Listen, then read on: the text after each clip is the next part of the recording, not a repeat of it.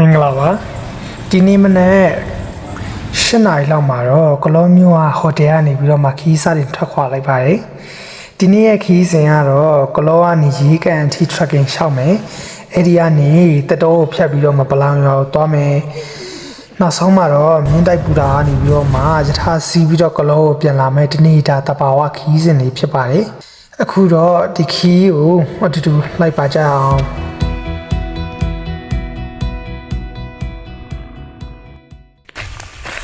ကလောမျိုးကိုကြော်လွန်လာတာနဲ့ကလောမျိုးရဲ့ဆူညံတန်းတွေတဖြည်းဖြည်းပျောက်ကွယ်သွားပြီးတော့မှတဘာဝရဲ့အတန်ဒီတာကြားရပါတော့တယ်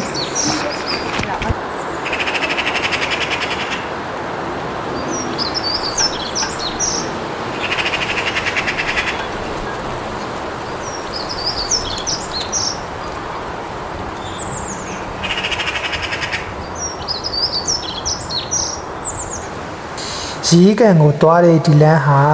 တတော်ကျိုးဝိုင်းအတွင်းကိုဖြတ်တန်းရတဲ့လမ်းဖြစ်ပါတယ်။လမ်းတစ်လျှောက်မှာထင်းရှူးပင်ကြီးတွေတစ်ပင်အောင်ကြီးတွေနဲ့ဖုံးလွှမ်းနေပြီးတော့မှနေအောင်တောင်တရွက်ကြားကနေနူးညံ့စွာထိုးချနေပါတယ်။အဲ့ဒီအတွက်ဒီလမ်းတစ်လျှောက်ဟာအမြဲတမ်းအေးမြလက်ဆက်နေပြီးတော့မှလေရလေအလွန်တန့်ရှင်းလာပါတယ်။ခဏခဏတော့ကျေပြက်တဲ့လေကွင်းတွေကိုဖျက်ရပါတယ်စိမ့်ဆူနေတဲ့စိုက်ခင်းတွေတောင်တန်းတွေနဲ့ပေါင်းဆက်ထားတဲ့မြင်ကွင်းတွေကတော့ကလောရဲ့အလှတရားကိုပို့ပြီးတော့မှထင်ဟပ်စေပါတယ်လမ်းလျှောက်ပြီးအချိန်တော့ကြာတော့စီးကန်ရောက်လာပါတယ်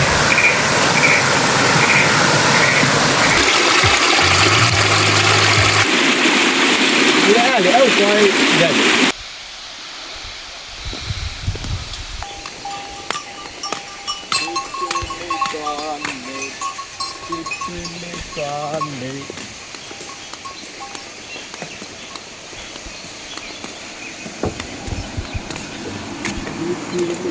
ရေကန်ဟာပြည်တရှာကိုလိုနီခက်ကလေးဟာတိဆောက်ထားတဲ့သမိုင်းဝင်ရေလောင်ကန်တစ်ခုဖြစ်ပြီးတော့မှ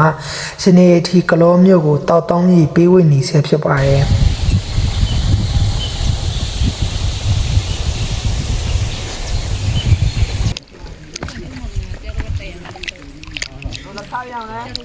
ကံရီပင်ဟာတိတ်ဆိတ်ငြိမ်သက်နေပြီးတော့မှပပတ်လည်မှာတတော်ရီဝင်းရံထားတာကြောင့်အလွန်အေးချမ်းတဲ့ခံစားချက်ကိုပြီးစွမ်းပါရဲ့ဒီနေရာမှာခဏအနားယူရင်တဘာဝရဲ့လေညင်းတဲ့အတန်တွေကိုငြိမ်ငြိမ်သက်သက်ခံစားလိုက်ပါတယ်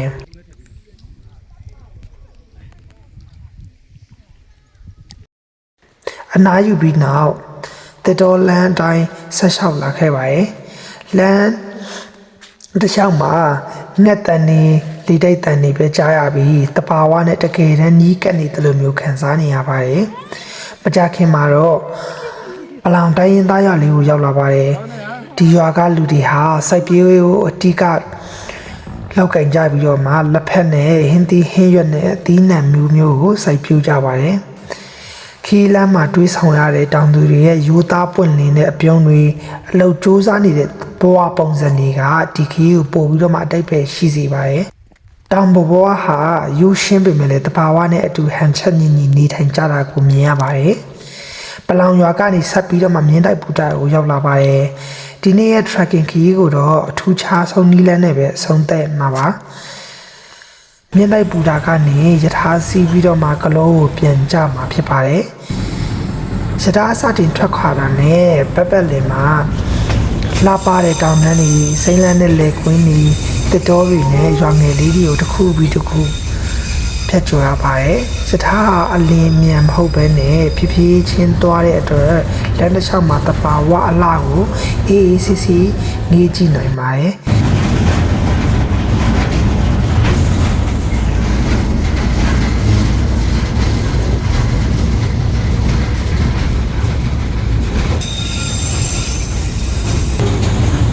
တထားပိန်းတဲ့ဒီတချင်းချင်းနဲ့အတူတောင်ပေါ်လီအေးလေးကိုခံစားရတာကဒီနေ့ခီးရဲ့အမတ်တရအကောင်းဆုံးအခိုက်အတန့်ပဲဖြစ်ပါတယ်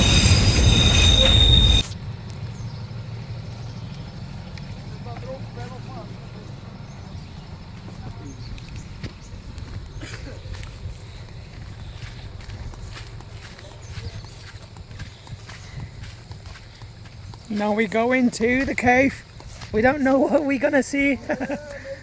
Yeah.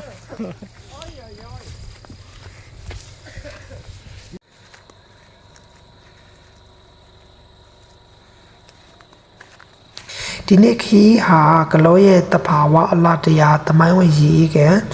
ပလောင်တိုင်းရင်းသားတွေရဲ့ရိုးရှင်းတဲ့လူနေမှုဘဝနဲ့တောင်ပေါ်ယထာလန်းတွေရဲ့အလားအပတွေကိုဒီနေ့ထဲမှာခန်းစားခွင့်ရခဲ့တဲ့ခီးစဉ်တစ်ခုဖြစ်ပါတယ်ကလောလာလဲဖို့စီစဉ်နေတယ်ဆိုရင်ဒီ trekking route ကိုအချိန်ပေးပြီးတော့မှလမ်းလျှောက်ကြည့်ဖို့အကြံပြုချင်ပါတယ်